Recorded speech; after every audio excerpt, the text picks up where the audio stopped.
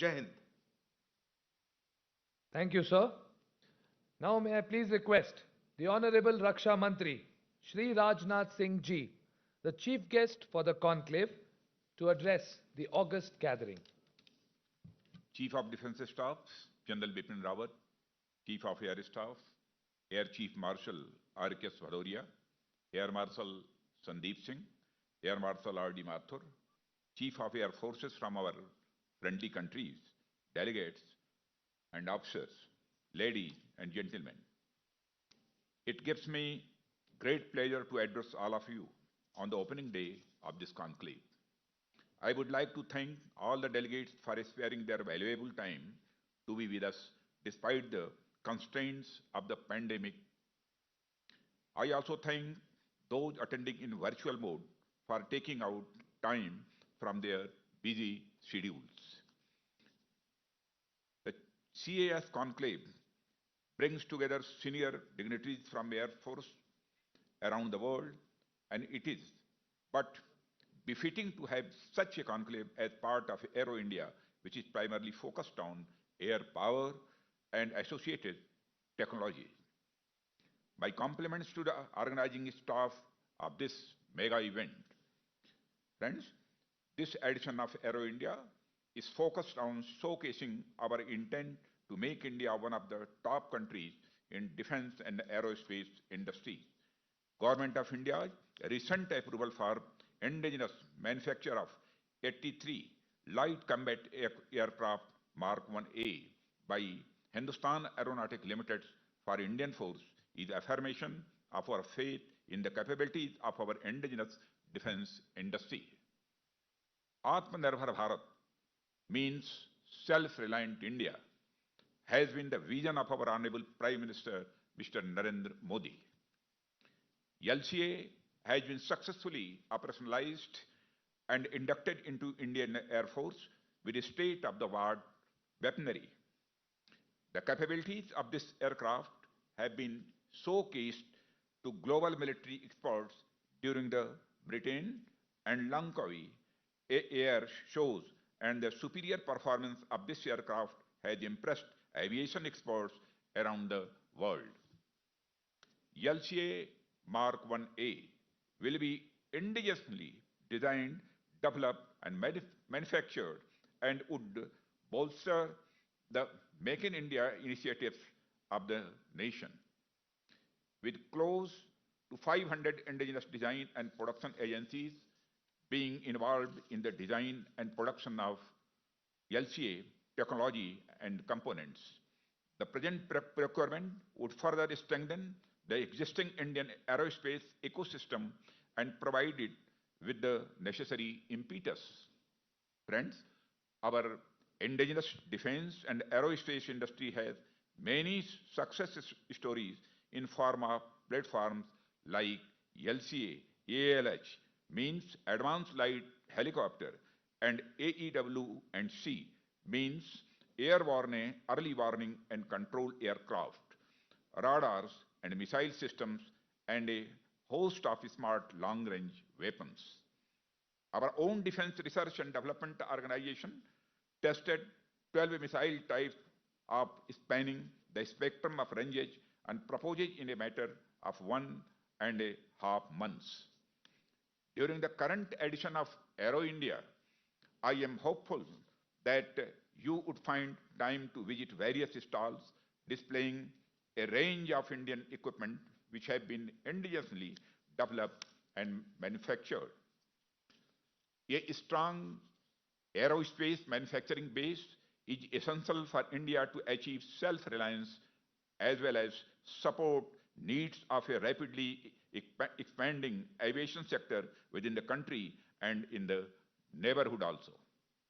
Indian Air Force has launched a major indigenization drive for sustenance of all aircraft fleets and maintenance aspects, and it is my belief that this will prove to be the growth engine for Indians' domestic aerospace manufacturing capabilities. Our government has taken a path of breaking decision of increasing foreign direct investment limit in defense manufacturing under automatic route from 49% to 74%. Further, the recently issued Defense Acquisition Procedure 2020 has included necessary provisions to encourage FDI and establish manufacturing hubs across India. I can proudly say that we have reached an inflection point in domestic defense manufacturing, and the trajectory from here on would only be upwards. The new policies have created an ideal environment for defense manufacturing, and there could not be a better time for foreign industry to partner with us to drive the Make in India vision. I would take this opportunity to seek your support in this endeavor. Friends, I am glad to see that many of the discussion topics planned in this conclave pertain to the emerging technology which are changing the way the battles will be fought in future. Recent conflicts have shown the potency of these emerging technologies, and we are heavily focused on building these capabilities. We are keen to cooperate with our defense partners in these niche technologies with focus on knowledge sharing and co-production. BrahMos system is a shining example of technology sharing and a co-production creating a world-class product. As we all are actually aware, budgetary constraints play a big role in limiting the extent to which we can build our armed forces. To work around this constraint and at the same time to achieve the desired military capabilities, it is but natural to have a robust mechanism in place where we can share our technology and best practices. We are looking forward to cooperate with friendly countries and work towards capability building that can address their security issues and create a more stable and prosperous environment in the region. Friends, we live in a challenging geopolitical landscape where countries not only have to face the threat of military aggression, but natural calamities which include pandemics like COVID-19, which has wreaked havoc in the last 1 year. Therefore, when faced with the threats across multiple dimensions, it is imperative for us to strengthen our relations with countries with whom we share converging views on key global issues. Geopolitically, India is a reliable partner in the Indian Ocean region. I would like to emphasize on this point again. Geopolitically, India is a reliable partner in the Indian Ocean region and can take on the role of being the net security provider in the region.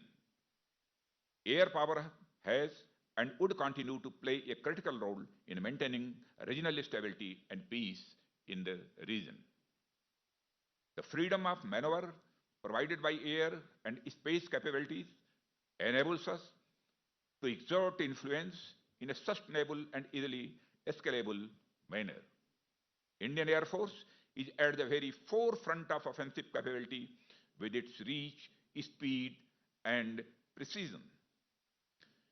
Indian Air Force expertise in undertaking complex long-range operation mission by day and night across diverse fighter platforms is unmatched in the region. With the integration of indigenously manufactured standoff weapon system, it is capable of undertaking precise targeting missions at long distances over targets 3,000 kilometers away from our mainland. Lastly, air power is a critical element of any response to take natural disasters. The Indian Ocean region is one of the most densely populated areas in the world and is prone to natural calamities with some of the most catastrophic natural disasters to life and property being witnessed by the people of the region. Our Honorable Prime Minister, Sri Narendra Modi, during his historic keynote address at Shanghai La Dialogue 2018, had articulated the key role of India's armed forces in building partnership in the Indo-Pacific region for peace and security, as well as humanitarian assistance and disaster relief. Friends, India's unique disposition in the Indian Ocean region, complemented by a potent airlift capability of Indian Air Force, enables us to contribute significantly in humanitarian aid and disaster relief missions. Just to give you a broad overview on the magnitude of YHADR operations undertaken by Indian Air Force in the last 5 years itself, we have tackled roughly about 100 contingencies during which we have flown a total of 6,000 plus sorties and evacuated more than 44,000 in distress. I firmly believe that HADR management with robust SOPs should be the cornerstone of any defense cooperation. India has been regularly conducting exercises to deepen the HADR cooperation and coordination among our neighbors with focus on sharing expertise and assisting building capabilities. I am sure that this conclave will further enhance the existing mechanisms which have been refined over the years. Friends, once again, I would like to compliment Air Chief Marshal R.K. Swadauria and the staff of Indian Air Force for organizing this conclave, which I am sure in the next few days will develop deeper bondings between nations and generate avenues that will further